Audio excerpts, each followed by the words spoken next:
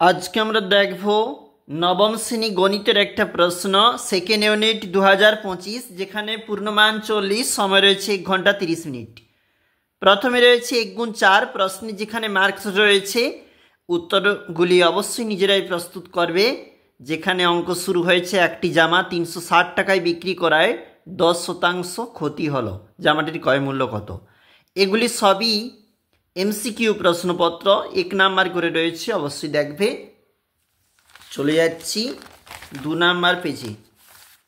এটা 2 number page যেখানে 2 গুণ 5 রয়েছে, যেখানে প্রশ্নের মার্কস অর্থাৎ 2 নাম্বার করে 5টি প্রশ্নপত্র। 3-এর দাগের প্রশ্ন রয়েছে কিন্তু 3 নাম্বার এবং রয়েছে 4-এর দাগে সেই সমাধান করো যেখানে রয়েছে 3 নাম্বার। চলে যাচ্ছি পরবর্তী পেজটা যেখানে রয়েছে উপপাদ্য 4 গুণে প্রশ্নে যেখানে মার্ক এবং জ্যামিতি থাকতে প্রশ্ন, অবশ্যই দেখবে নিচে যেখানে প্রশ্নপত্র রয়েছে। এবং 8-এর দাগে যেখানে বলেছে 3 গুণ 2 অর্থাৎ 6 নাম্বার রয়েছে নিচে প্রশ্নের জন্য। এবং পরের যে পৃষ্ঠা এখানে কিন্তু রয়েছে অবশ্যই 4 নম্বর পেজে আয়তলেখ অঙ্কন করো, অবশ্যই দেখবে। আমরা দেখছিলাম নবম শ্রেণী গণিতের একটা প্রশ্ন।